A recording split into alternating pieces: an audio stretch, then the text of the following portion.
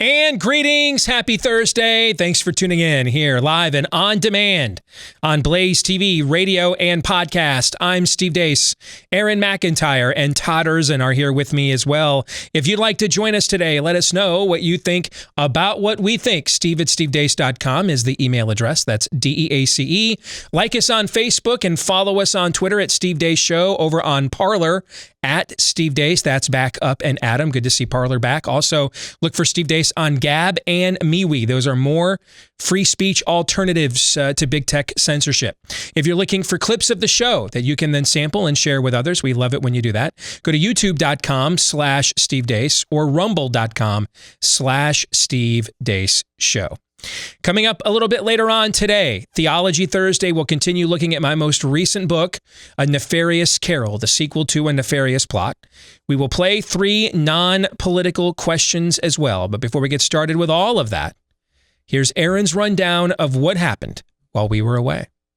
What happened while we were away, brought to you by Accidental Journalism. We'll start with MSNBC, where White House coronavirus advisor Andy Slavitt was cornered on California versus Florida's coronavirus record. California basically in lockdown, and their numbers aren't that different from Florida. Well, good morning, Stephanie. Look, there's so much of this virus that we think we understand, that we think we can predict, that's just a little bit beyond our explanation. What we do know is that the more careful people are, the more they mask and social distance, and the quicker we vaccinate, the quicker it goes away. But this is, as we all have learned by this time, this is a virus that continues to surprise us. It's very hard to predict. Earlier on the Today Show, Kamala Harris was cornered by Savannah Guthrie. A lot of folks are watching say, I can't get my parents a vaccine right now. I can't get a vaccine appointment. States have said they're ready. They've got the infrastructure to give shots, but they don't have the supply. Governors even wrote the White House, Republicans and Democrats, saying we need better coordination from the federal government. So this is on your watch now. What's the holdup? What's the bottleneck? And what's being done about it? We have a vaccine now, and that is great, but we need to get it in the arms of all Americans. And as the president said last night, we expect that will be done in terms of having the available supply by the end of July. Checking in on the White House. But he certainly would support a study of reparations.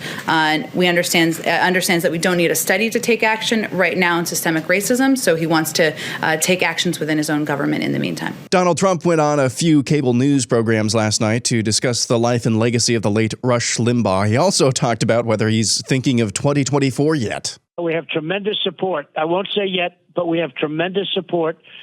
And I'm looking at poll numbers that are through the roof. You saw what happened yesterday. We went up. I'm the only guy who gets impeached, and my numbers go up. I may figure that one out. He also discussed his banishment from Twitter. And I'll tell you, it's not the same. If you look at what's going on with Twitter, I understand it's become very boring, and millions of people are leaving. They're leaving it because it's not the same, and I can understand that. And so we'll see what happens. We're negotiating with a number of people, and there's also the other option of building your own. I mean, you can literally build your own set. In New York, Democrat lawmakers are in chaos currently, debating whether or not to strip Governor Andrew Cuomo of his emergency powers stemming from his administration's growing nursing home scandal. This comes as news broke late last night that the FBI, along with the U.S. Attorney's Office of Eastern New York, are launching an investigation into Cuomo's handling of the nursing homes amid the pandemic. New York Assemblyman Ron Kim, whose uncle died in a New York nursing home and for months had been one of the lone outspoken Democrat critics of the governor, said he received a phone call from Cuomo after he made a comment to the New York Post about the scandal. Governor Cuomo called me the next day at 8 p.m. While I was about to bathe my kids. I was with my wife, and for 10 minutes, he berated me. He yelled at me. He told me that, my career will be over. He's been biting his tongue for months against me. And I had tonight, not tomorrow, tonight, to issue a new statement, essentially asking me to lie, and asking me, I heard and I saw a crime the other day. And he's asking me that I did not see that crime. And that was the line that a line that he crossed that can't be undone. And that's why I had no choice but to come out and speak up. The state Senate of Ohio has passed Senate Bill 22, giving lawmakers the authority to repeal Governor Mike DeWine's coronavirus mitigation measures. Facebook announced yesterday it's preventing people inside the country of Australia from accessing news stories on its platform. In addition, Facebook users around the globe are now unable to view or share stories from Australian publishers. This stems from proposed legislation in Australia that would force social media platforms to pay Australian news organizations for links shared on its site. The NBC News affiliate in Dallas-Fort Worth is reporting winter weatherization inspections for the main electrical authority for the region called ERCOT did not happen as usual this year due to COVID. Instead, they were, quote, virtual tabletop exercises. Actress Bette Midler says the extreme winter weather battering Texas is, quote unquote, payback for Texas Senators Cruz and Cornyn not previously acknowledging Joe Biden's win in the 2020 election. The United States Marine Corps issued new guidance on military service by transgenders and those with gender dysphoria.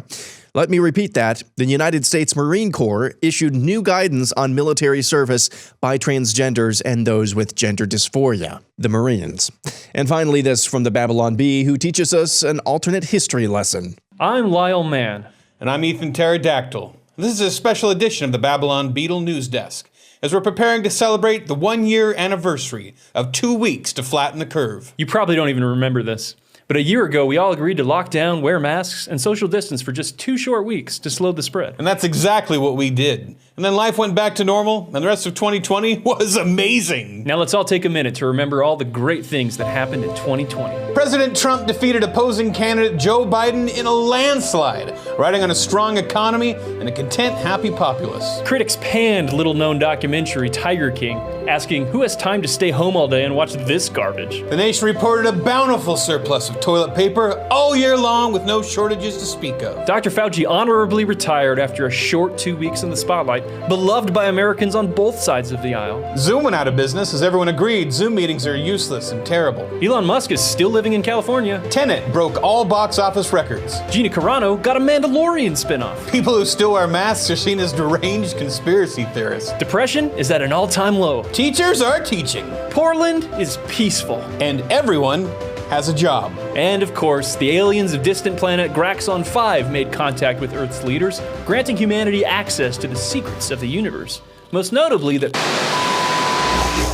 Whoa! Okay, that was really strange. We don't know where that video came from, but must have gotten our broadcast signals crossed with another station or dimension or something. Who knows? And that's what happened while we were away. I had not seen that. That is tremendous. That is tremendously well done. And perhaps appropriately brought to you by our friends over at Bonner Private Wine, because I think we needed a lot of that to get through the last year. This stuff also, by the way, it just tastes really good. All three of us have taken a bottle home and given it a shot. Blackberry leather smoke, little dark cherry, full of flavor, no dyes, no flavor additives, grown and made with vineyards that are miles away from civilization. The result, when you do this in remote vineyards in Argentina, 9,000 feet up in the air, is you get inky red wine, rich in flavor. And right now, you can give it a shot. All right, some of the best foreign wine you've ever had. 50% off the shipping today when you go to patriotwine2021.com. Again, that's patriotwine2021.com. Coming up at the bottom of the hour, forgot to mention this, and it's kind of important.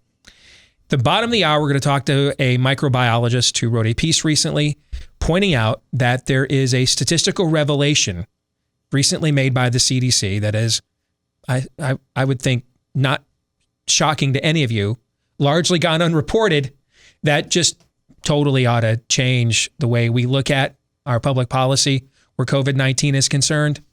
Yeah, just a trite little thing like that. And we'll get to that guest coming up here at the bottom of the hour. You don't want to miss this. Stay tuned for that. But let's get to Aaron's montage, because there's a lot there. And frankly, a lot of it's kind of good, as 2021 continues to trend better than 2020. I like the way this year is trending so far.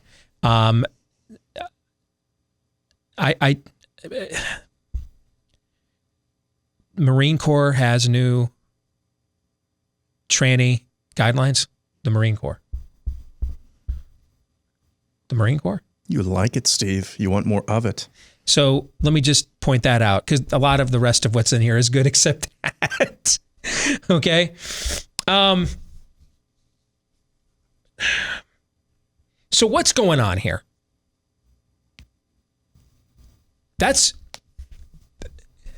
There's not even just accidental journalism happening in Aaron's montage.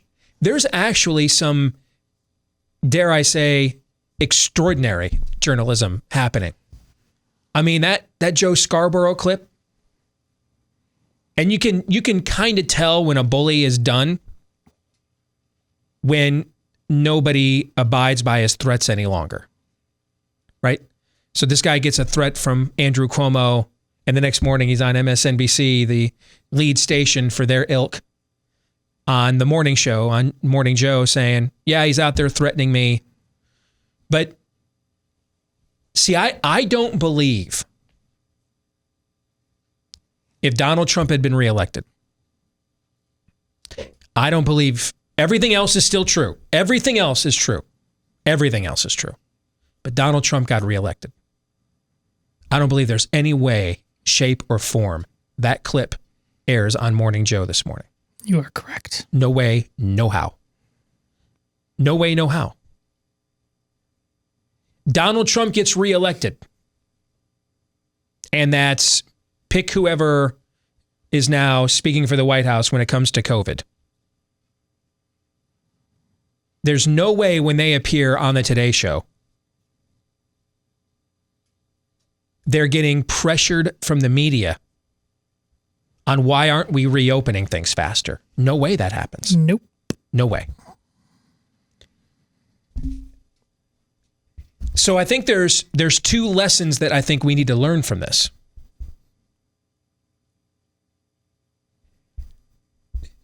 Steve, are you saying that we're better off if the people we prefer never win elections again? No. And I know we tend to jump from one extreme to the other here, right? No. I mean, I made every effort I could last year behind the scenes with people I know, what you heard me do on this show. Once it became apparent what the Democratic Party was going to run on, I made every effort that I could last year to support Donald Trump getting reelected. And frankly, I felt like at times I supported it more than he did, if I'm being brutally honest here. So no, I would have preferred that he won the election. But there's a couple of lessons I think we need to learn here. And I think it's important because one of the things I think we can say to Trump's credit is that I think he brought a lot of new people to the process. Not necessarily voters, but that's not what I mean. Not new people to the voting process, but to the daily grind of the political process. The narrative back and forthing. The back and forth, Cold War, hand grenades, posturing, right? I think when you look at all of our numbers on both sides, when you look at all of our numbers, our clicks, our ratings, there is no question that Donald J. Trump brought more people to the day-to-day process outside of what goes on election day when we have to make a choice. And then you watch the State of the Union address. And then maybe you watch the convention speech of the nominee. Then maybe you watch a debate or two and consider yourself pretty informed. And then you're an American. You got a busy life after that, right? Yeah. I mean, the day-to-day stuff. All of our numbers, all of our clicks, all of our ratings, all of our downloads on every side, from Fox to CNN to MSNBC to the Blaze to Vox, just doesn't matter. He made them all bigger. And so I think there's a lot of people now that are engaged with an intensity level that they didn't before. And so there's some lessons here that we used to know, and we haven't had the luxury of watching play out. There's a few things I want to point out. Number one, God is sovereign. God is sovereign. And God is sovereign whether Donald Trump wins or loses, whether there's a United States of America or if there is not. And a holy God is not going to let the likes of Andrew Cuomo avoid facing his sins, given what he's guilty of. Now, that doesn't mean this side of heaven, we're going to watch him do a perp walk. I'd like to see him strapped into a chair and then they flip a switch, because I think that's what he deserves. That's what we give to first-degree murderers in my worldview. Preconceived murder, premeditated murder, that's what we do, particularly when we're talking thousands of people. We may see it, I don't know. But see, we have a tendency to see the sovereignty of God through the prism of whether the outcome that we think is best occurred.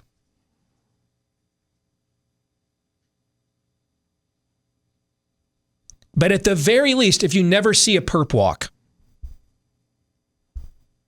if you don't even see him resign, if you just see a guy who's very, very damaged politically, finishes out a term in disgrace, and then lives out a life of obscurity, who knows? But a sovereign God is not going to let somebody get away with something like that. Those sorts of things will be revealed. That's number one. And I think it's important to make that lesson number one, because elections are vitally important. I'm not here to dissuade, given what I do for a living, what puts food on my table. Most people first heard about me because of my ability to influence, or perceived ability, I should say, my perceived ability to influence the outcome of certain elections, correct? Yes. Yeah. So it'd be kind of stupid for me to stand up here and say, they don't matter. Then I wouldn't be here if they didn't matter, right? Right. Right. We wouldn't continue doing this every day if the outcomes of elections did not matter. Did I say they didn't matter? Nope. I even said they were vitally important, right? Yeah. But are they of preeminent importance? Never. No, they're not. Was there justice in this world before the United States Constitution? Yes. Will there be justice in this world after it's gone? I pray yes. It might be gone now, for all we know. Yeah. Because was there a God in heaven reigning on a throne before 1776? Alpha and Omega, yeah. always. And he'll be here after 2026, or whenever we decide to assume room temperature down here in these 50 no longer United States. Because that's true. That's actually the premise for why this country exists in the first place. Exactly the only one right. founded on a creed, as you often tell us. That is exactly right. So why is a lot of this truth coming out? There are political machinations taking place. We're going to get to those in a second. But I don't want us to miss the top line here of our Google. Alexa, why are these truths that we could never get told before suddenly coming out? Let me give you the number one top line result that Alexa won't share with you, the one I just gave you. Because there's a sovereign God. And the master settles accounts. May not happen in the timetable you and I prefer. And then it may happen to us in the timetable we prefer did not. All right? But he will settle accounts. People like this are always found out. Always. That's number one, okay? Don't ever lose sight of that. Because if you're new to this process, we want you to maintain the intensity of interest you have. That's how we do self-governing. We cannot afford for you to go back, fire up the Pink Floyd comfortably. Hello. We can't do that. We're not going to survive as a people if we do that. So we need you to maintain the intensity level of interest you have in what's going on, but don't let it overcome you. See, it's a weird balance. I'm not always good at it myself, particularly when you do this every day. All right. But it's a weird balance. It's vitally important, but do not make it preeminently important. Otherwise, it overcomes you. It becomes an idol. You start treating terrible politicians with more grace than your own kids. We've seen stuff like this in our careers, right? You start explaining things away. Is the future impacted by whether or not the politicians you prefer win elections? Yeah. Yeah. Is the future determined by whether or not the politicians you prefer win? No.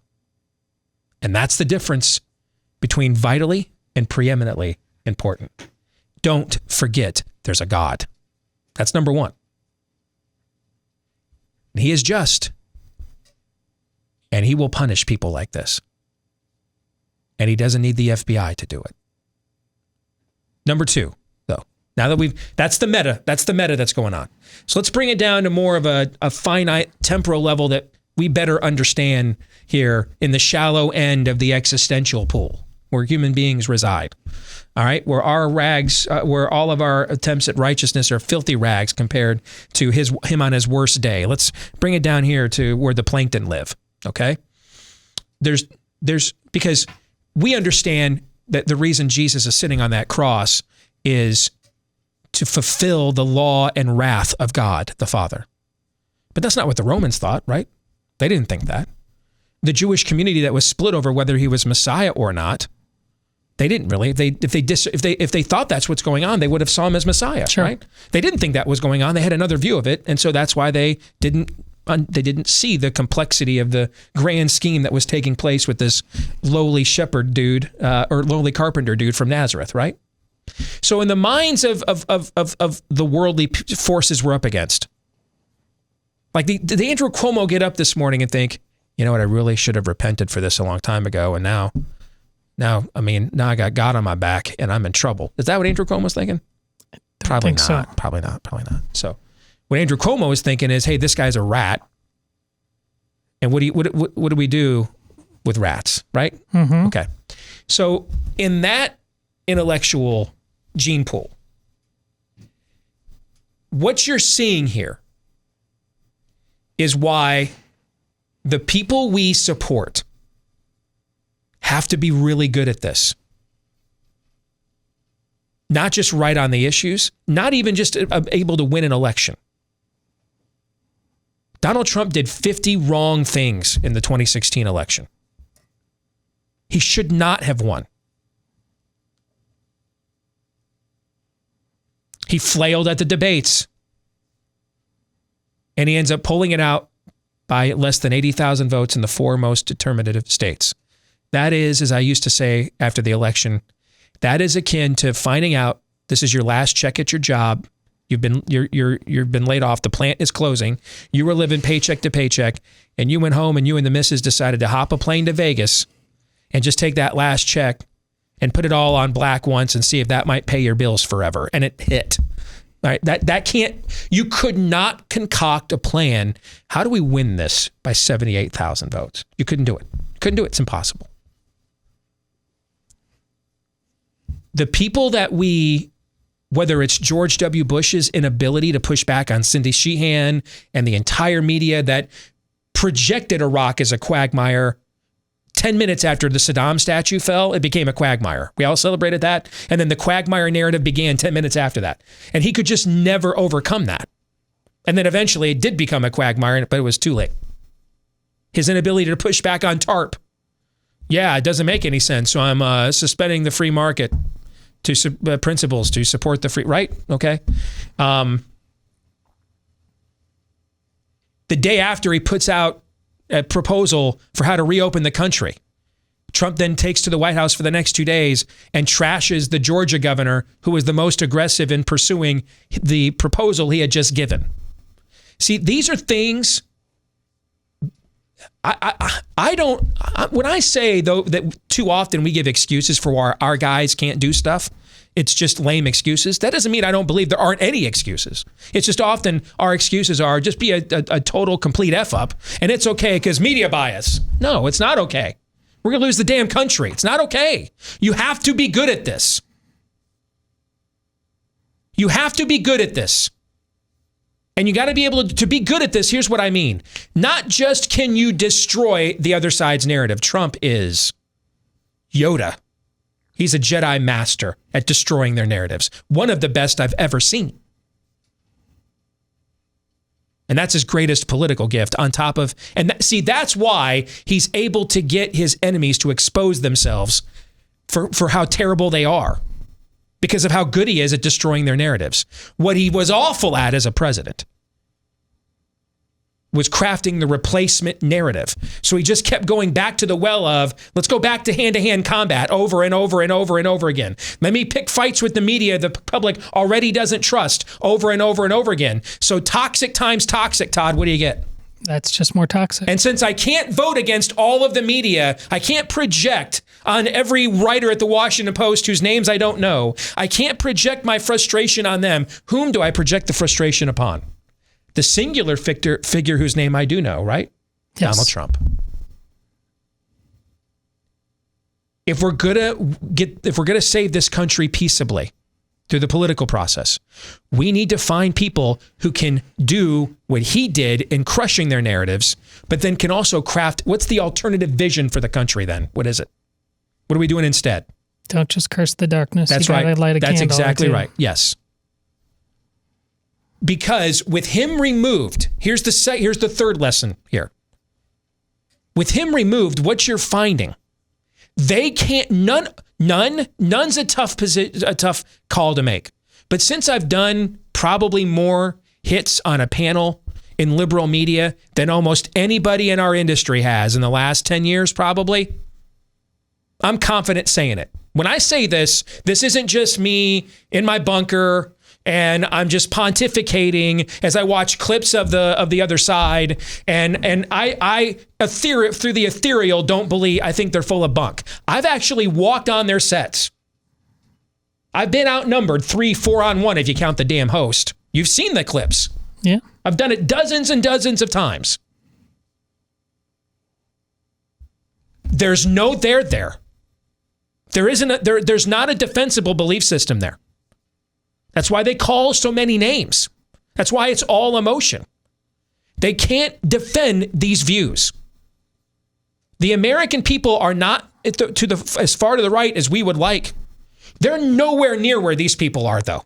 They're not.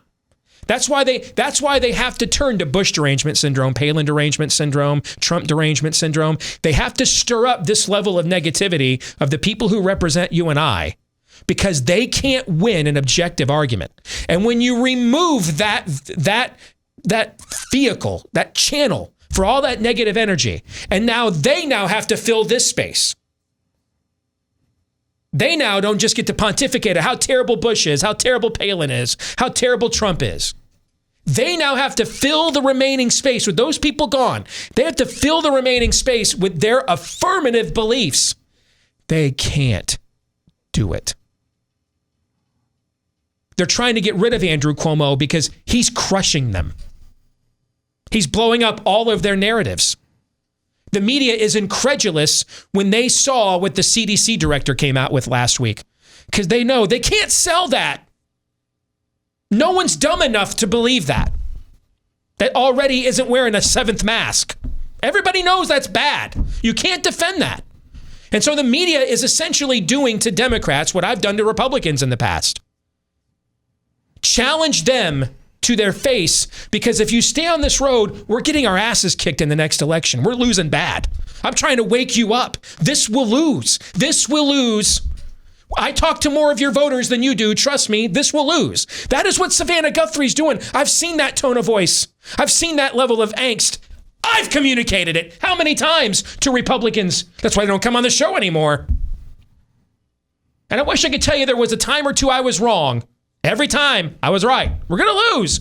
You know why I was right? Not because I'm a prophet, but because I talk to more of their voters than they do. So number one, there's a God. Number two, find candidates who are good at this. And then number three, their arguments are so bad, their beliefs are so bad, that if our candidates are good at this, we should never lose to them.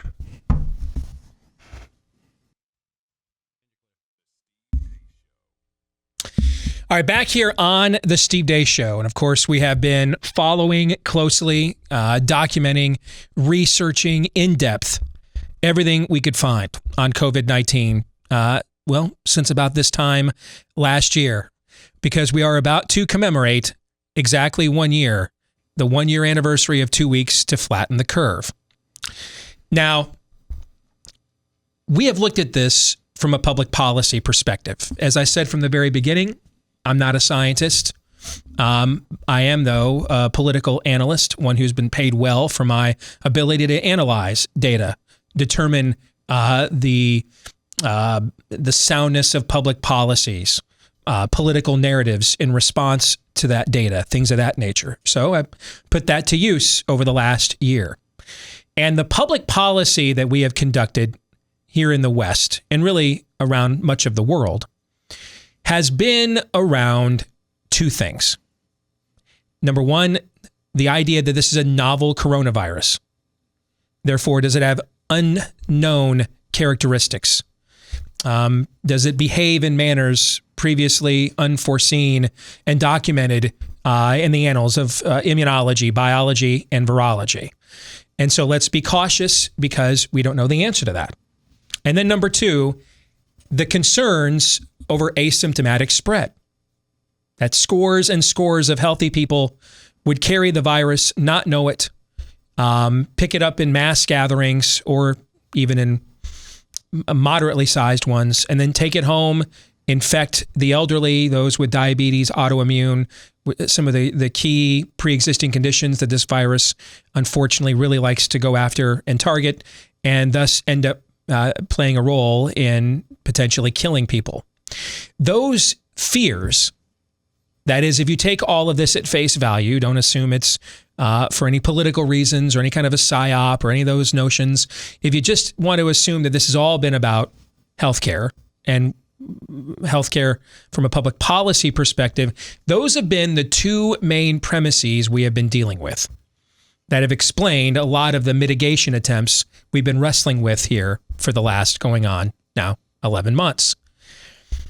And that's why we want to talk today with Dr. Alex Berezow with the American Council of Science and Health. He's a member of the USA Today Board of Contributors. He's a Ph.D. microbiologist. He recently wrote a piece over there on the website for the ACSH, and we welcome him here to BlazeTV radio and podcast. Alex, it's good to have you with us. How are you doing, brother? Thank you. Likewise. So this is where I want to defer to you now, the scientist.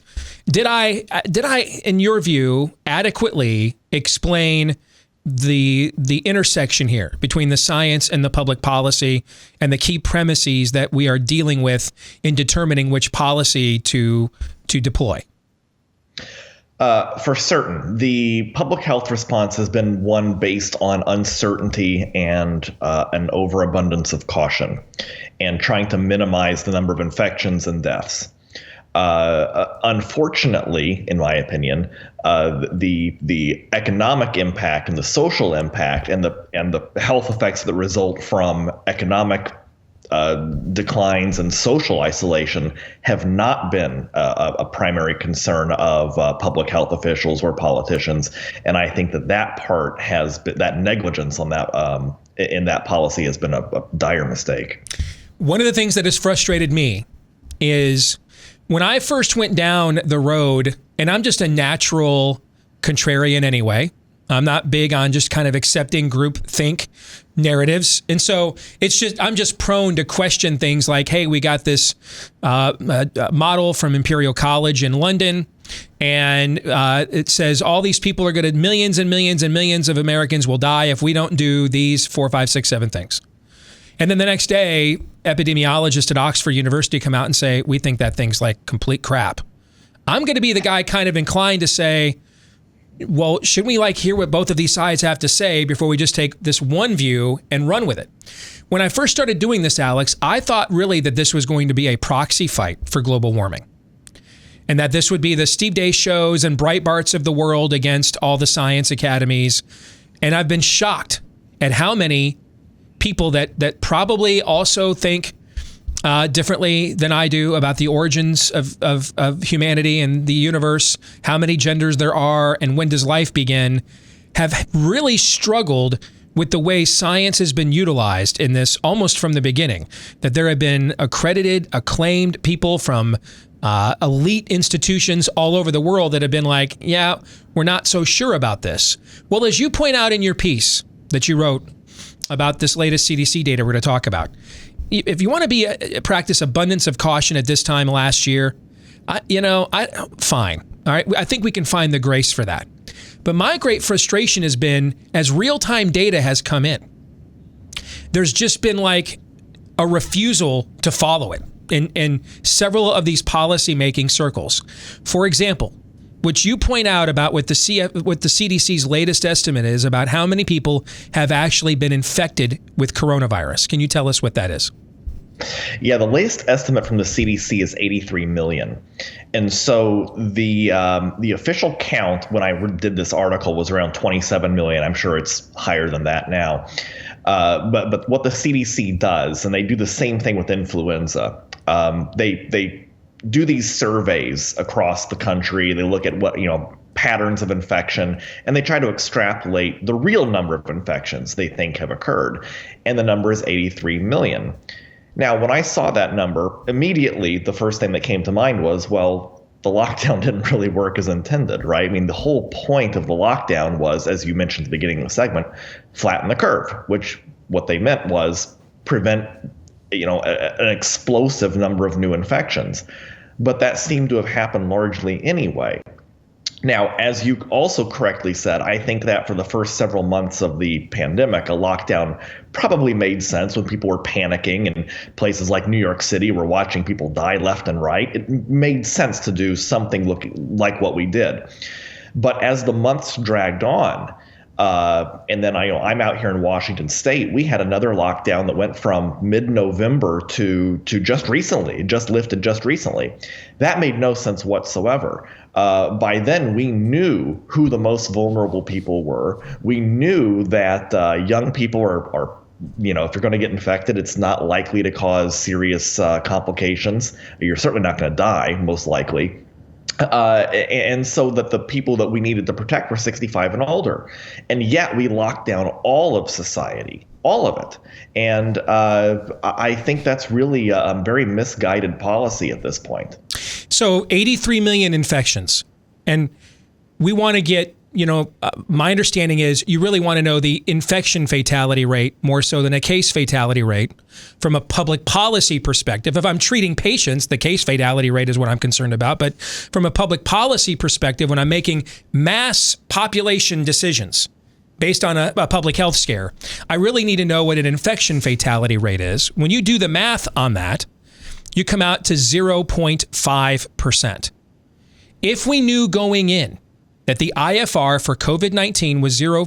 And that's, by the way, that's a median number. That's we're not factoring in pre-existing conditions, the elderly, just across the board, 0.5%. When you just do simple math, you divide the amount of infections by the amount of deaths, you get an infection fatality rate of 0.5%.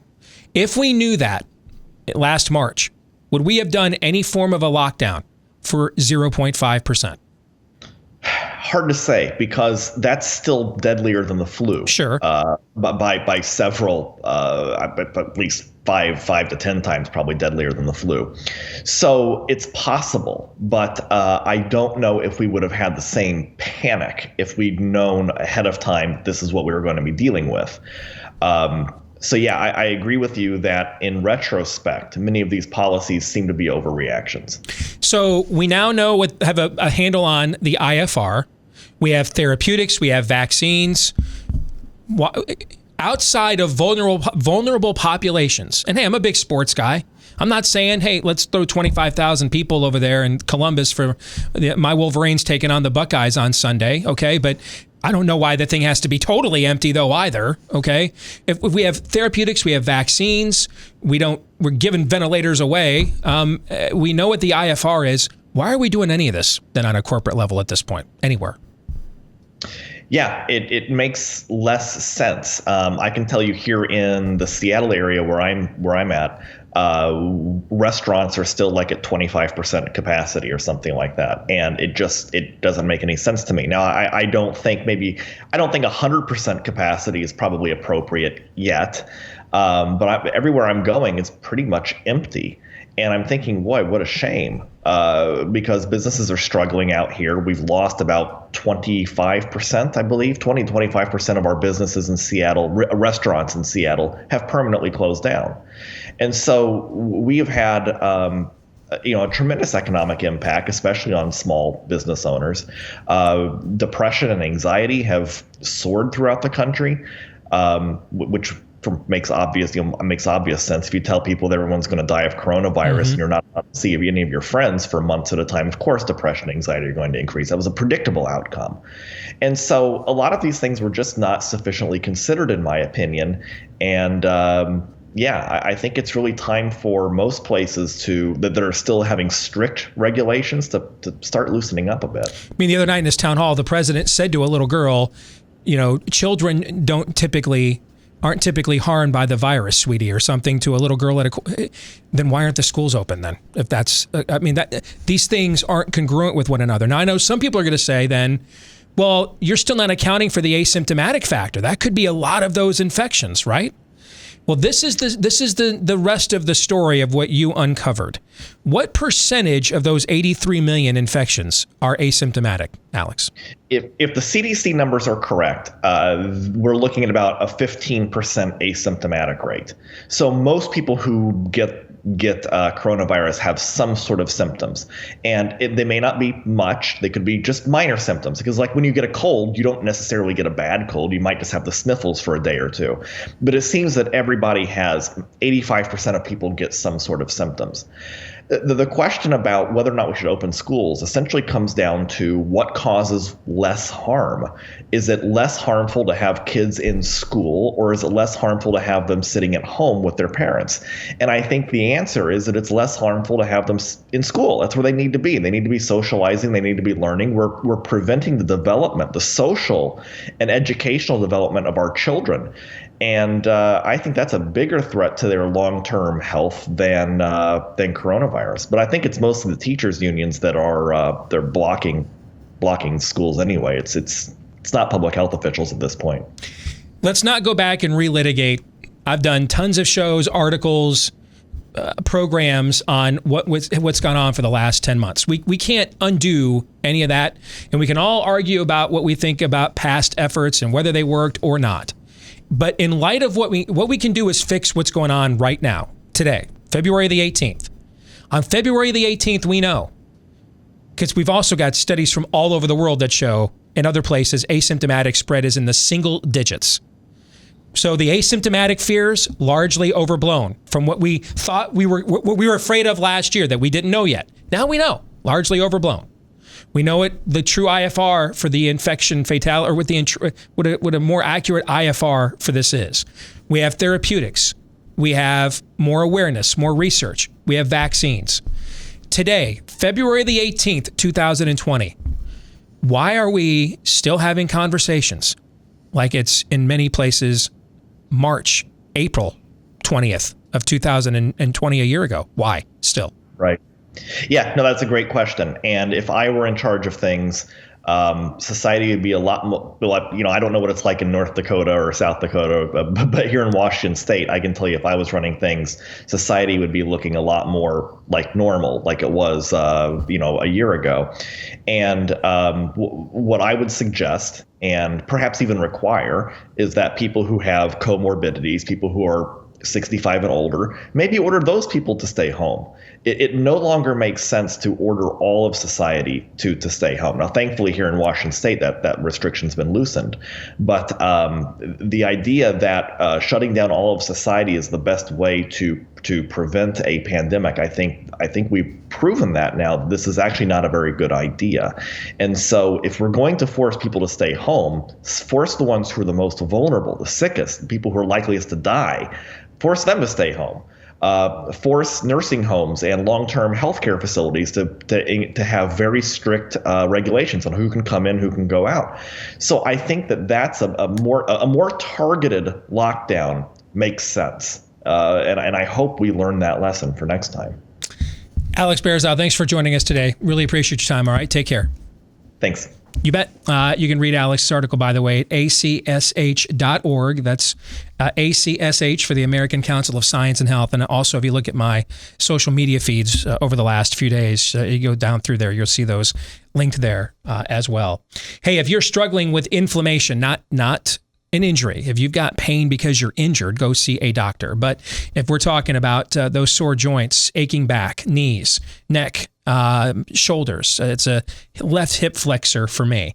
Whatever that is, chances are it's the inflammation that is causing your pain. And that's why you want to take a look at the product that I use called Omega XL, backed by 35 years of clinical research. Omega XL does more than those topical creams, those pain relievers. They can help mask those symptoms, but Omega XL will neutralize the inflammation that's the cause of those painful stiff joints and muscles in the first place. And if you want to give it a shot, see if it doesn't work for you like it works for me, we can get you started with buy one, get one free right now at OmegaXL.com.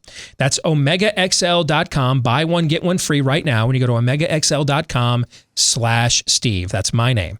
OmegaXL.com/Steve, or give them a call at 800-844-4888. That's 800-844-4888. Just to reset the conversation we had with Alex Berezow from the American Council on Science and Health. I think, and I got to thinking about this the last couple of days, we can't go back and undo what happened last year. It's done now. It's done. But we have all the data we didn't have a year ago, we have now. All the certainty of knowledge we didn't have a year ago, we have now. We try to go back and relitigate what happened last year. We're going to run into conversations about, well, maybe this was justified for a time, or maybe we didn't know. Give people a break. Show grace. It was unprecedented. Fine. But we know a lot of the things that we didn't know back then. We know them now. So why today, February the 18th, are we behaving like it's March 18th or April 18th of last year? It's a completely indefensible position. That's where we need to take the conversation, in my view. More in a moment. And greetings, back with Hour 2, live and on demand here on Blaze TV, radio, and podcast. Steve Deace here with Aaron McIntyre, Todd Erzin, and all of you. Let us know what you think about what we think. Email the program, steve@stevedeace.com. That's DEACE. You can also like us on Facebook, Gab, MeWe, Parler. Look for Steve Deace in all of those places. You can like and follow. Follow me on Twitter at Steve Deace Show. And then if you're looking for clips of the program that you can sample yourself and then, we hope, share with others to help get the word out, go to youtube.com/Steve Deace, including the interview you just heard with Alex Berezow, Ph.D. microbiologist at the American Council on Science and Health. We're going to break that out as a separate interview on our social medias later today, so that you can share that with people. This information needs to be known. Okay? It's not last year now. We don't have the election, orange man bad, panic. We don't know where. Let's all just take a deep breath. 2020 is in the rearview mirror. Let's put down the cultural crack pipe. And let's just go, here's what we know. Even by CDC's infection estimates, which, by the way, I didn't get into this with Alex, they're too low. It's even far more than 83 million people have been infected. How do we know? Because every antibody study we've done all over the country has shown the infection rate is higher than that in every population they've tested. So it's even lower than 0.5. But we'll just go with that. That's fine. That still shows it's not worth the civilization cost we're paying. Especially because a year in now, we know who's vulnerable and who's not. We know who can be secured and who can't. We know pretty much everything now that we need to know from a public policy standpoint. None of this is necessary any longer. We don't have to do any of this anymore. At least not the fundamental and most stringent aspects of it.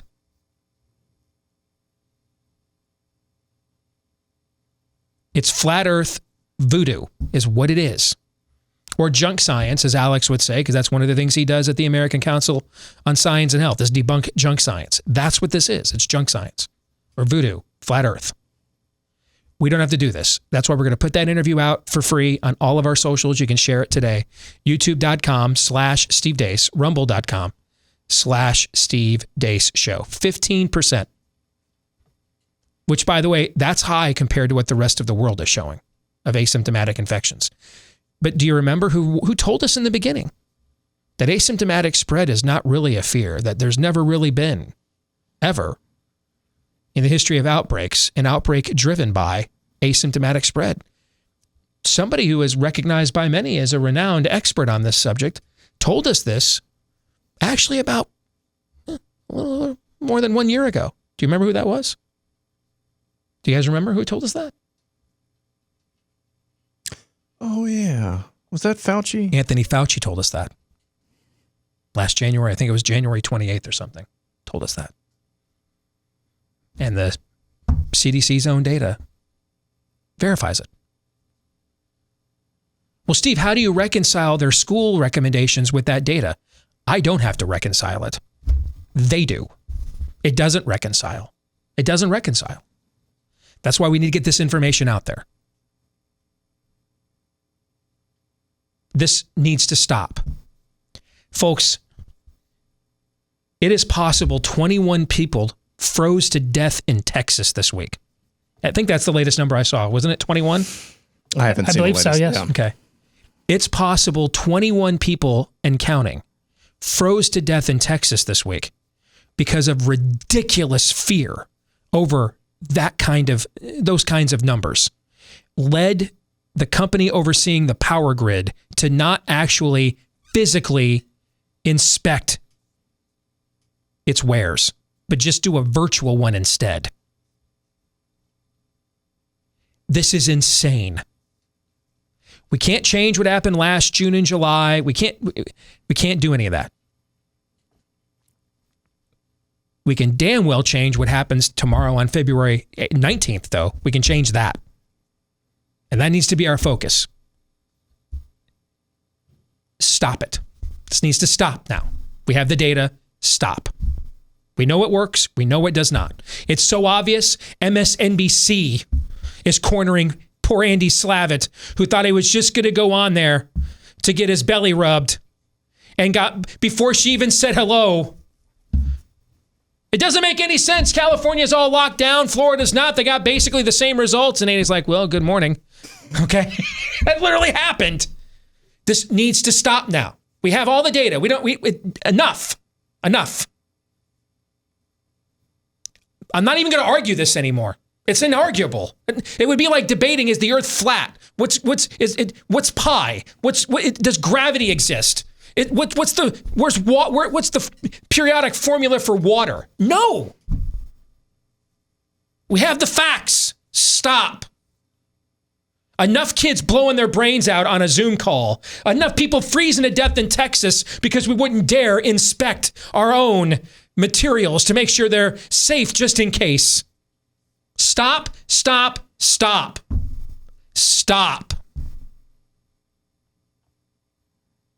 And maybe, just maybe, if we're in a world where whoever the hell that was on MSNBC, because I don't really know any other people other than Joy Reid, because she shows up in my feed 80 million times, shared by my peers on the right, and Savannah Guthrie, if we can live just for a minute, pretend we were once a unified country where Steve Deace and Savannah Guthrie can be like, okay, I'm calling on this. Enough. And then when this is done, we can go back to killing each other over the 15 things we were slicing each other's throats about before. This is insane. Enough. Stop it. Done. We're moving on. This is dumb. If you enjoy listening to the podcast, please consider leaving us a 5-star review. Hit that subscribe button if you wouldn't mind. The more of you that do that, the more it helps the podcast to grow. Thousands of you haven't done that for us, and we greatly appreciate each and every one of you. Theology Thursday, brought to you by our friends over at Patriot Mobile. I've got some great news to share about Patriot Mobile. They've just expanded their coverage dramatically, which is going to make it easier for even more Americans to dump those big-name carriers who charge way too much anyway, while donating your money to leftists. You can partner with Patriot Mobile because they never send a penny to the left and they will never silence you. Plus, you can switch with confidence. Use the same network as the larger providers, but they charge you much less. Switching is easy. Keep your phone number, bring your own phone, buy a new one if you'd like. Build your own bundle with multi-line discounts and save even more. There's so many different options out there. So just go to patriotmobile.com/Steve. That's patriotmobile.com/Steve. Or you can call their U.S.-based customer service team yourself at 972-PATRIOT. That's 972-PATRIOT.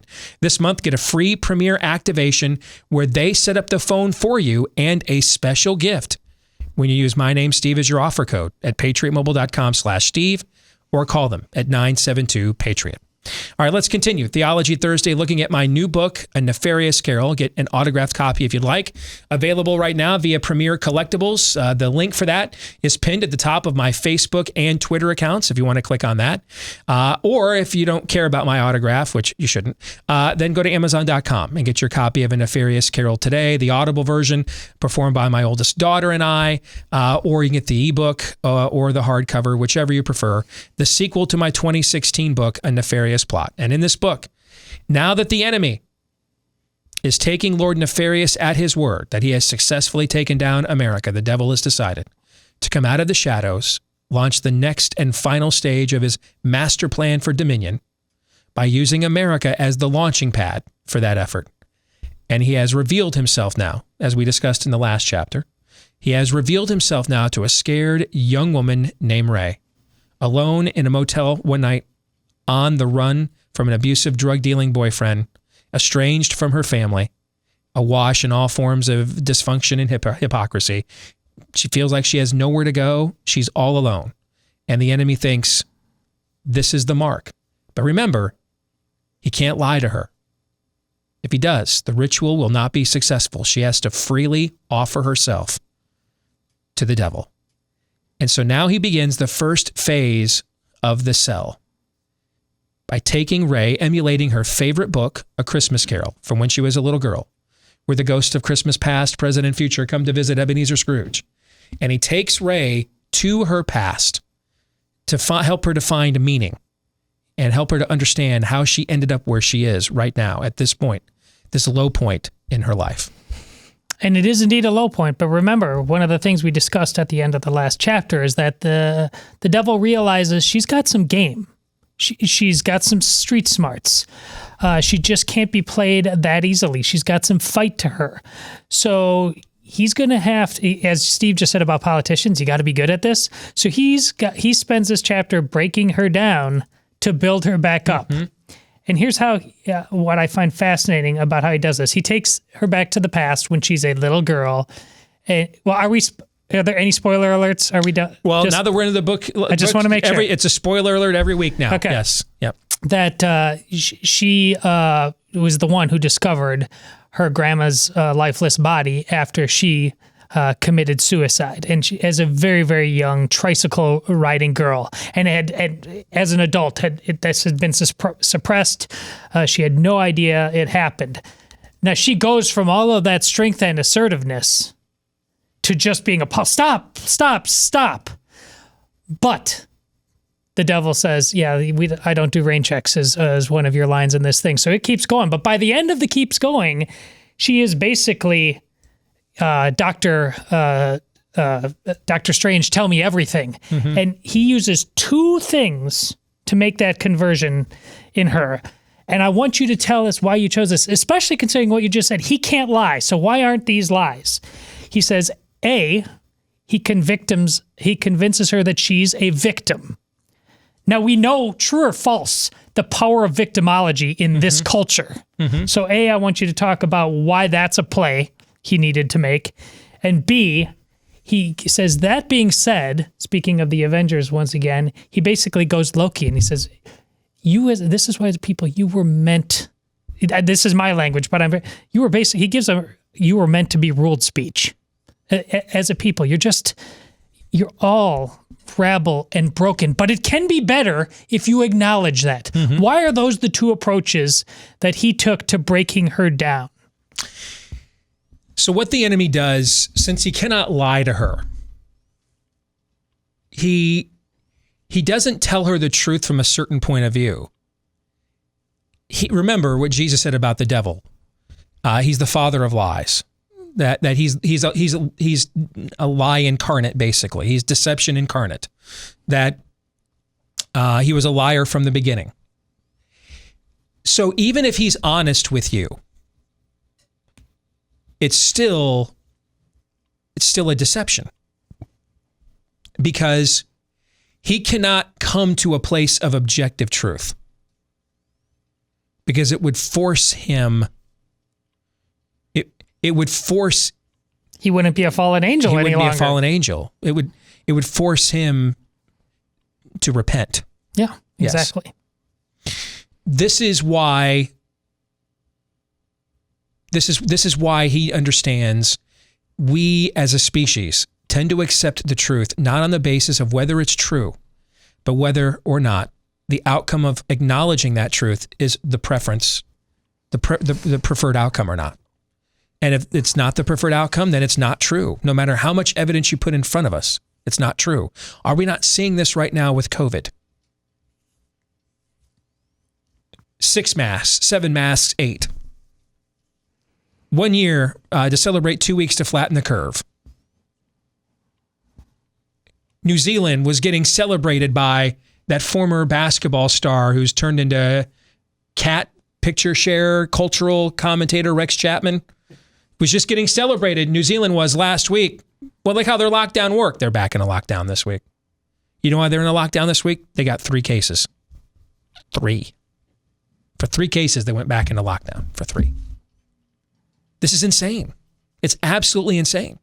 I've got a graphic up on a couple of my social media pages right now of where the UK's case count has gone in the last month plus since the discovery of the UK variant. The cases in the UK have plummeted. I believe yesterday Boris Johnson outlawed all gatherings. This is insane. It's insane. You know why? Because if Boris Johnson opens the UK back up, what has he just admitted? That a lot of what he did this last year was dumb. Didn't work. Insane. How many people in positions of authority are willing to admit mistakes? I mean, if we're going to be brutally honest, the guy that a lot of us wanted to win the last election once famously said, I know, I was there when he said it. I was feet away from him when he said it. That he's never asked God for forgiveness because he's never really done anything wrong. I heard him say it with my own eyes or ears. Saw him say it with my own eyes. It's just, humility, meekness, it's in short supply in this species. So both of these things, though, are true. It is true that Ray is a victim. It is true. Her parents' failure to model to her and show her integrity victimized her. Now, what is integrity?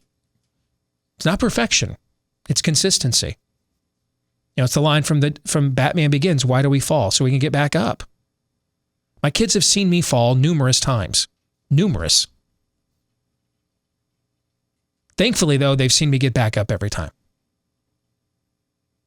And I think if they were all here today and you put the Wonder Woman lasso of truth on all 3 of them, they would say sometimes you think the old man is nuts. Now they're all teenagers. One of them just turned 20. They're all figuring out whether they think the stuff they heard from their old man growing up when they were little kids that they took at face value. Now that they're interacting with the world now, as teenagers and adults, they're figuring out if they think that stuff is true on their own or not, right? But do they respect that whatever I did for them, and whatever I said out of love and concern for them? I really believe that they would say yes. Because they saw consistency. When I was wrong, sometimes you had to prove it to me, but if you could, I would admit it. I did my best to own up to my flaws when they were young, from the very beginning. So that they would see Daddy is accountable to the same things he's making us accountable to. Ray's parents failed to do that. They put up an image. a Pleasant Valley Sunday, a perfect little Christian home that was anything but. When she got old enough to call BS, she did. They had no answers. She rebelled. Her rebellion is a byproduct of the failure of her parents. They failed her. They drove her to it. So she's a victim. Her natural inclination since she was a little girl was to believe in the earnestness and altruism of her parents. When the time came that she could understand what those words meant and her parents could not meet that standard, she was victimized by that. She's certainly a victim of her drug-dealing, abusive boyfriend, right? So it's true that she's a victim. We oppose victimology. We support, we shelter, offer grace, and restore victims. There's a difference. The enemy wants her to find power in her victim status. Christianity offers you victory over your victim status. It's one of the reasons why we have to forgive. We're not forgiving people that didn't do anything to us. We're forgiving people that victimized us, right? Yeah. What he's telling her is true. It's just warped. It's insufficient. It's the best he can do, given who he is. And the same thing applies with the other question you asked me. This is his variation of the sheep need a shepherd. My sheep hear my voice. I am the good shepherd. Enter through the narrow gate. This is his version of this, his variation of this.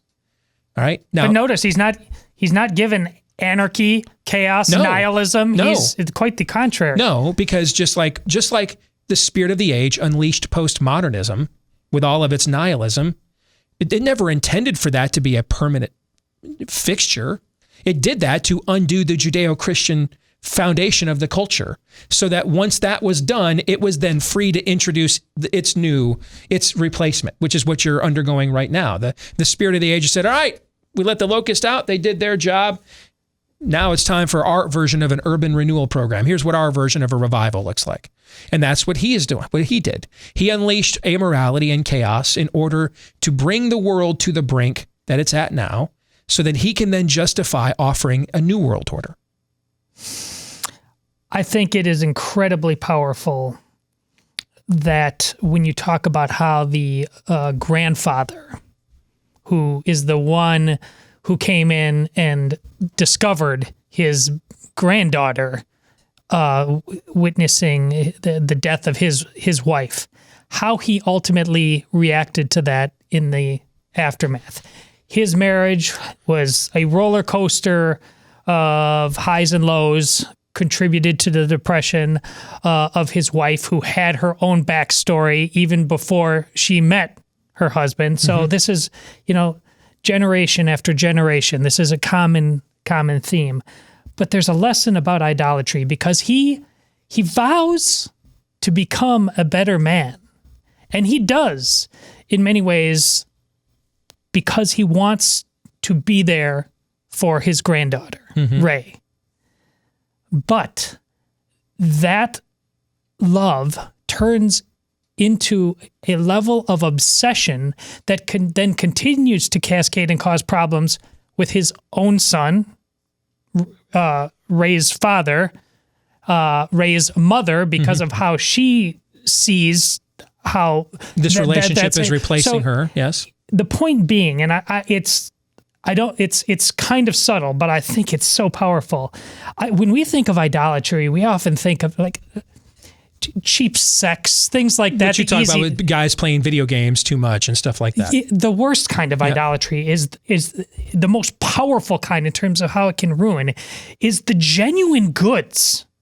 Undeniable goods. What he changed himself for the good, but it went so far into a level of over the top. He couldn't see anything else. It's the woman that serves on every church committee for years and years and years, but never really answered the call to lay her own sins down at the cross. So the reason she's doing this is it makes her feel good, like she's making up for the things she regrets in her life. when she doesn't lay those sins at the feet of the cross. So she's carrying the burden that Christ carried for her. She has turned her church service into an idol. It gives her meaning. That's what occurs here. It's what we just talked about last hour. Hey, we're glad that Trump brought all these people to the point now where they're not just voting, but they're actively engaged, aware, participating in the process. And we can all see this with the growth of our audiences across the ideological spectrum, right? But it's vitally important we stay engaged, but is it preeminently important? No. And the grandfather made her his vehicle of redemption, which means that he never really received redemption. He just decided to jump on a different treadmill to try to make up for his own level of regrets and remorses.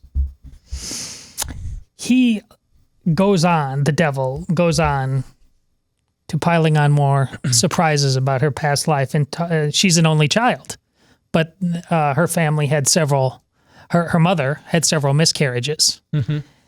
And again, her being at the beginning of this chapter, truth like this just destroyed her. But the more of the terrible truths she's learning in a world where she was filled with so many lies, there's a line that she's been given, and this is again so powerful considering how the devil can never, what you've said about the devil can never lie to you. She's been given more than knowledge. She's been given truth. I think even if the truth is a forfeit on some level, it speaks to that hole we have inside of us for it. And it's why so many forfeits take its place, because it needs to be filled. It is our deepest learning. Like you say on this show, I just want to know the truth. And at the end, she has I had a vision of how this would be played out in a movie. It won a great movie where chaos was reigning in this movie, but there was this weird, bizarro disco music, totally out of context to the misery and the suffering. And when at the end she's talking about, I kind of feel like a real woman in this relationship here. And I had Shania Twain's I Feel Like a Woman. I mean, it's totally out of context to the darkness and she's prey. There's undeniable. But her yearning for the truth, she's being told miscarriage, death, suicide, but it's more truth than she's ever known. It's amazing how powerful, even when the truth is bad, how it can, the devil's setting her free for something bad, but she is still being set free in a way. Because as much as we hate it, we need it because it's what brings meaning. I found out who my biological family was. It was my junior year in high school. We moved back to Des Moines, Iowa for 1 year. We left Grand Rapids. My mom got homesick. We moved back here for 1 year, then ended up moving back, and I went back to my old high school my senior year. But I had one girlfriend my junior year in high school while I was here. She had broken up with me. Running some errands, just trying to get my mind off of the fact that I just got dumped. And I stop at a grocery store, and I've got to pick up toilet paper for my family. And I'm getting some things that I want. I'm going to chill out and watch some college hoops and forget about the fact I just got dumped. And I'm going through the checkout counter, and the woman doing the checkout starts looking at me really funny. And she finally speaks up. She says, "Hey, you're one of those Anania boys, aren't you?" I'd never heard the name Anania in my entire life. Didn't know what it meant. I'm like, really? Who? What?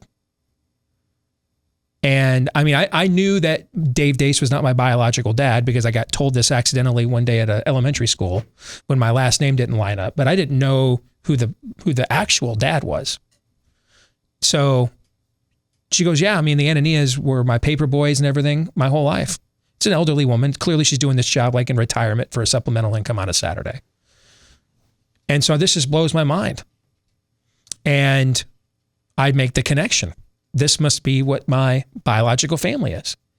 So I went over to my buddy's house, Mark. We start going through the phone book. We look up every Anania here in Des Moines, start calling them all. I finally get a hold of my paternal grandfather, who's a retired or he's still actually a judge here in Polk County. And he says, "Who do you think you are?" And he starts calling, "I'm a mother effer," every name you could think of in the book. Now, of course, I was raised by Dave Deace, so I already heard this 10 million times. So I was on, this didn't like disappoint me or anything. Like it was like being on MSNBC. When he got done with that, I'm like, "Hey, fine. Hey, I just need to know, are you my granddad?" I'd been called all those names already. I didn't care. But he starts cussing me up and down, one side down the other, for bringing up, which I found out later on, he's the reason that this was suppressed. That he basically bought my grandmother off to never bring it up because I was a shame, basically, on their family. And I didn't know this at the time. I'm just trying. I need to know, like Ray, I need to know the truth. Why? Because the truth is what brings us meaning. That's why. And that meaning is what gives us purpose. And that purpose is what brings us fulfillment. She doesn't have any of those things. He's providing them to her right now in his own twisted, deceptive, black-stained, hearted way. I mean, what a game that was being played here, because he has to tell her the truth in order to get what he wants. But the truth is also the thing that sets us free. Mm-hmm. I mean, there's a lot of tension in what's going on here. He's got to walk a tightrope here. Yeah. No question about it. You're right. Good stuff. We'll come back, play 3 non-political questions next. Almost, not quite, saving it for lunch today. One of my favorite times of the day is Built Bar time. You don't have to make the choice anymore between healthier and tastier food, because Built Bar will give you everything. I got a funny email from a gal today. It said, I'm calling BS that Built Bar is a health food. I thought they were so good. I ate the entire box in one setting, and the next day I weighed more. Well, sounds like a you problem. Yeah, I know what she was trying to say. I can't put they're too good. I can't put them down. All right, but they are really, really good. Brand new flavors. Dark chocolate covered chocolate chip cookie dough. I mean, it's insanely good. The coconut brownie chunk one. I let you try one of those. That's insanely good. It's for real. I mean, this. I'm telling you, best protein bar you've ever had. Better than some of the candy bars you've had.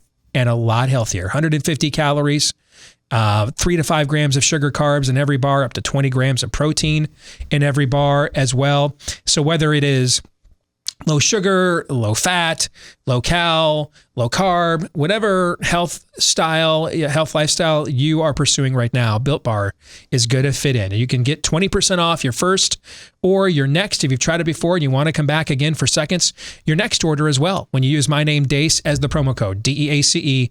When you go to BuiltBar.com, BUILT, BuiltBar.com, over 20 flavors now, all of them covered in real chocolate, all of them absolutely delicious. BuiltBar.com, promo code DEACE.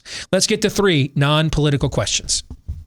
We all have questions. Who am I? Why am I here? Where am I going? Who am I? A search and a question of identity. Why am I here? A question of meaning and purpose. Where am I going? Question of destiny. Some better than others. What sort of morality or proto-morality would you expect to find in a chimpanzee troop? Injecting some levity into the demise of Western civilization. It's 3 questions on the Steve Deace Show. Yes, because we need a break from the demise and fall of Western civilization. It is 3 non-political questions here on the Steve Deace Show. We'll start at the very beginning. It's a very good place to start. Question number 1, what's the weirdest dream you've ever had? Maybe that's not a good place to start. I'm going to let you go first. Go ahead. Because I don't remember a lot of dreams, so I got to think about this one. Well, because I've had a dream that is by far and away my favorite dream ever, and biblically speaking, if God's speaking in dreams, I'm going to pay homage. I definitely had weirder. This is whatever the definition of weird is at the time. But after my mom died, I may have mentioned this on the show before, I had a dream relatively close to it happening. So I don't know if it was a couple weeks. I don't know if it was a couple months, but it was, you're immediately in the shadow of it. And I had the most real dream I've ever had, walking down a busy sidewalk filled with people speaking about a return to normalcy. I can't tell you. I see large crowds. I just want that. I want to be surrounded. State Fair, whatever. Surround me with people. I might go to the State Fair this year. I know. Just that. What does that tell you? What a beautiful sight. Yeah. Okay. What a beautiful sight. But I'm walking down a sidewalk full of people, and suddenly look for a start right now. Millions of people thought they heard a trumpet when I just admitted I might go to the State Fair if they open it this year. I know. See, look at what I'm inspiring. Miracles. Yep. But it's my mom, and we just pause and look at each other, and she doesn't say anything, and it's clear that the rules of this is that no word can be exchanged at all. And she just looks at me with a smile, embraces me, smiles at me again, and keeps walking on. And I wake up, and I was weeping, but again, it's as real as anything I've ever known in real life, any other dream I've ever had, weird or otherwise. So anytime you get a chance to Jesus juke on this show, I do. So weird for me is that dream, because it's salvation to me. I'm struggling with this, man, because I don't remember a lot of dreams. So I'm really struggling with this, and I'm sure I had a lot of weird dreams as a teenager that it's probably a good thing I can't remember, because nobody would want me to retell them anyway. You have one? Because I'm struggling with this. I need another minute. I may not even come up with anything. I don't know. Probably the most poignant dream in the last few years that's really, really like etched in my mind, because I remember dreams temporarily for maybe a morning, and then I forget all about them. I completely forget about them.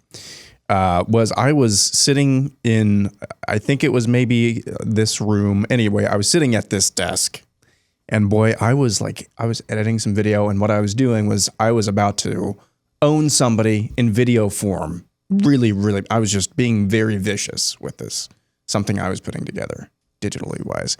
And then my nostrils filled with this ridiculous stench, just a terrible, terrible, terrible smell. It woke me up, and I swear that even awake, I smelled it. and I don't know what the purpose, the meaning of the dream was. I don't know. That was the weirdest dream that I think I've had, at least in recent memory. I mean, I can remember a couple times I've had dreams where I'm either a star athlete or coach of a team, but I don't remember what happened or why it mattered or was prudent. I'm not a big dream remember guy. You're not a dreamer. If I am, my wife will tell you that too. She can probably count on one hand in 25 years how many times You may say that Steve is not a dreamer. Thank you. Yeah, thank you. Okay. Question 2. Aside from sports and live programming, what was the last TV show that was appointment viewing for you? And I mean broadcast terrestrial TV. All right, so it couldn't have been something on Netflix or anything like Nope. that. Okay. The Flash, probably. And then the kids discovered that 48 hours after the season ends, the whole thing ends up on Netflix. Why? So now we just wait for the season to end, and it pops up on Netflix, and we just watch it all together and binge it, you know? Mm-hmm. But the Flash, the Grant Gustin Flash show, I would say, for me, probably was the last broadcast show. Yeah, I think it's the Flash.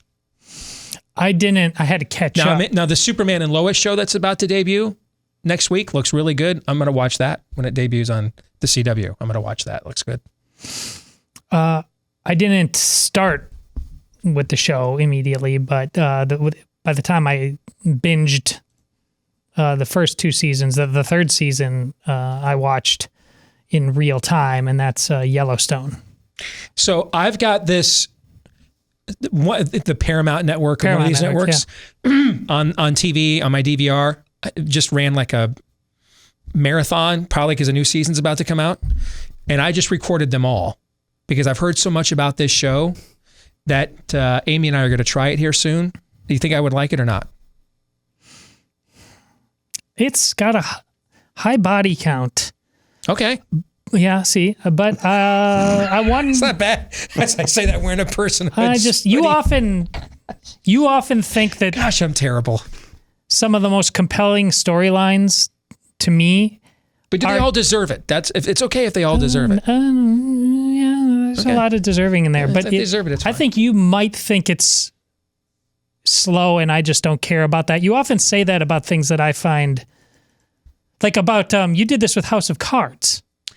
At first, I think you might have a House of Cards issue with this, where you like some of it, but not all of it. I thought the first couple of seasons of House of Cards are some of the best written television I've ever seen. Then I gave up on it. And then it just afterwards. really deteriorated from that point forward. Well, yeah. It was so weird. Especially the first season was masterful. Oh, yeah. But then they decided it was just going to be like a Bizarre World West Wing or something. Like they had it exactly right. What happens if the devil is in Congress, basically? And then they just kind of went normal political machinations and didn't go there anymore. That's what their problem was. I think they forgot who they were. We've got HBO Max. Or maybe it was too close to being a documentary and somebody said. Like we tried watching the new Perry Mason update. There is one. It's like a prequel. Hated every character. We didn't make it past one episode. We made it through the first episode, just hated everybody. So we tapped out. Right now, last night we watched the first 2 episodes because we heard a lot about this. It was about the Hotel Cecil in LA documentary on Netflix. That's actually really good.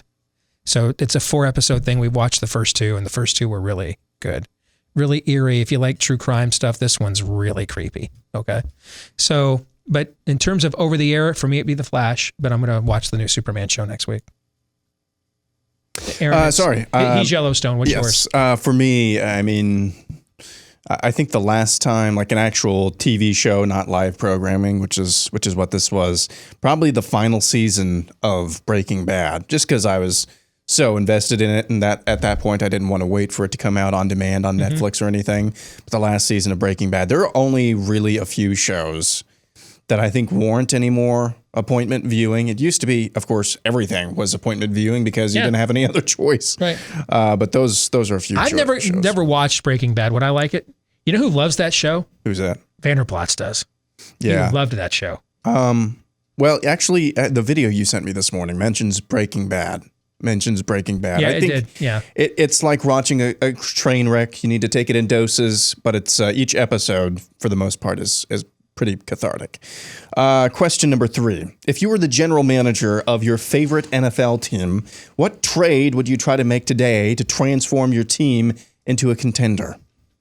All right, I want to make sure I answer exactly what you asked. Repeat it for me. So if you were the general manager of your favorite NFL team, so that'd be the Lions for you, the Packers for Todd, Chiefs for me, what trade would you try to make today to transform your team into a contender? I actually think my team already did it. I think they made one of the best trades in the NFL since the Herschel Walker trade. But since that one's off the table, I guess the other trade that I would make is I would go to a team like a Miami Dolphins, or even I wouldn't care about in my division at this point. So your Green Bay Packers. I mean, what would put the Green Bay Packers over the top? To me, a player like a Kenny Golladay paired with the other receiver you have makes that a virtually impossible offense to stop. I would take Kenny Golladay, our star receiver, who led the NFL in touchdowns in 2019. I would peddle him to a Miami with a young Tua, Houston with a Deshaun, make the case that that's how we're going to keep you. Is who's a weapon or so, who's got a big time quarterback or a big time quarterback prospect that needs another or a premier, in the case of like a Miami or a Houston, a premier weapon. That's what I would do. Our wide receiver core was clearly better than most people gave it credit for. I mean, we've got Scanlon, we got some guys who can fly, and in the hands of a guy like Aaron Rodgers, I think the whole thing about not getting a receiver in last year's draft and the controversy, I I don't think that was really the problem, not getting a receiver. But if that's what it takes, Aaron Rodgers is just a man-child in many respects in terms of his emotional needs. We have an embarrassment of Richards right now. Our number 2 pick last year in that controversial draft was that running back Dillon. I mean, he looks like he's a gamer. We've got like 3 guys who could be starters on the right team. I would trade one of them. If it's a receiver that Aaron desperately needs to be happy, I would do that. But it would have to be to a team whose running game is struggling because they don't have that guy. I would trade probably a high round draft pick and maybe one of the second tier receivers on the team for one of the maybe top 10 interior linemen in the league. I mean, you can name Zach Martin, Jason Kelly. I don't know if any of those guys are actually free agents or if they are interested in being traded, but something in the interior line. I mean, Kansas City's starting tackles are decent, but their interior line, I mean, all year, right up the middle, it seemed like Mahomes was able to get pressure. It's just that you don't notice that because most of the year, the receivers were able to get open, and they weren't playing the Tampa Bay defense. So that's it. So we all know the detrimental impact of too much screen time for our kids, whether it's the actual content that they're being exposed to or the shortening of attention spans, loss of creativity. We need better ways for our children and grandchildren to use that downtime. That's why I want to tell you about Annie's Kit Clubs. They've got the perfect subscription box for both boys and girls. They have a Young Woodworkers Kit Club, a monthly subscription that puts real tools into your boys' hands so that they will receive an all-in-one woodworking kit each and every month with the materials and tools he needs to make an awesome woodworking project with minimal supervision. And for her, there's Annie's Creative Girls Club, which sends 2 fun craft projects each month, or projects, I should say in English, complete with easy-to-follow instructions that will kickstart her creativity through painting, beading, and more. Help your kids develop actual skills, master real-world building, or new crafting techniques that also will express their creativity. Makes for a great gift. Go to Annie's Kit Clubs, ANNIE, Annie'sKitClubs.com/Steve, Annie'sKitClubs.com/Steve. When you do, save 75% off your first shipment. That's a massive discount at Annie'sKitClubs.com/Steve. Did you come back to me as I was rubbing my nose there? I'm so sorry. It's all right. Was not intentional. It's a Seinfeld episode, but I have this hair in my nose. I've not been able to pluck it out. I've tried it 3 consecutive commercial breaks, and so it's really making my nose itch. I understand. So that's all right. Normally I'd be mad, but I saw that you really felt bad about it, so it's okay. That was not intentional. One last thing, Aaron, in the name of keeping it real, Iowa over Wisconsin by 12 tonight.